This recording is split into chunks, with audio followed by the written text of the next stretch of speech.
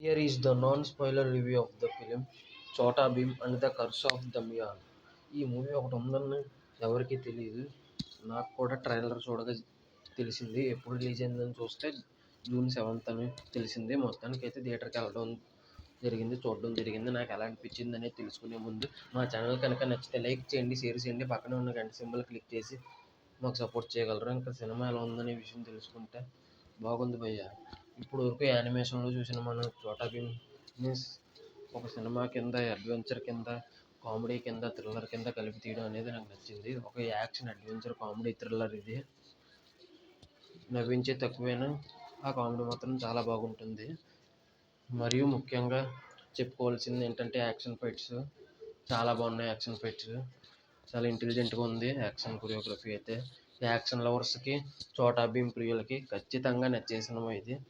చోటా భీమ్ ప్రియులు కనుక ఉంటే, యాక్షన్ లవర్స్ కనుక ఉంటే, డిఫరెంట్ యాక్షన్ లవర్స్ కనుక ఇంకా ఖచ్చితంగా ఈ మూవీ థియేటర్లో చూస్తే మంచి ఎక్స్పీరియన్స్ ఉంటుంది.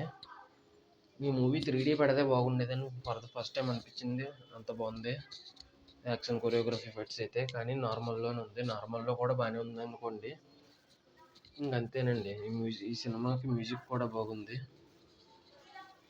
ఇంకా ఇందులో ఉన్న క్యారెక్టర్స్ యాక్టింగ్ కూడా బాగుంది. చోటా భీమ్లో క్యారెక్టర్స్ మీకు తెలుసు కదండి, వాళ్ళ యాక్టింగ్ కూడా బాగుంది. ఖచ్చితంగా దగ్గరలో ఉన్న థియేటర్లకి, దగ్గరలో కనుక మీకు థియేటర్లో ఈ సినిమా ఆడితే ఖచ్చితంగా థియేటర్లో చూడండి ఈ మూవీ. అంతేనండి.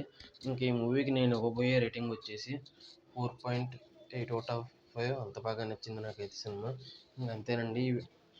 మా ఛానల్ని సబ్స్క్రైబ్ చేసి, కంటెంట్ నచ్చితే లైక్ చేసి, షేర్ చేయండి. పక్కన ఉన్న గంట సింబల్ క్లిక్ చేయండి, మీకు నోటిఫికేషన్స్ వస్తూ ఉంటాయి. అంతేనండి. ఈ వీడియో అంతకంటే ముందు కామెంట్, మీరు కనుక ఈ మూవీ చూసి ఉంటే మీకు ఎలా అనిపించిందో కింద కామెంట్ చేయగలరు.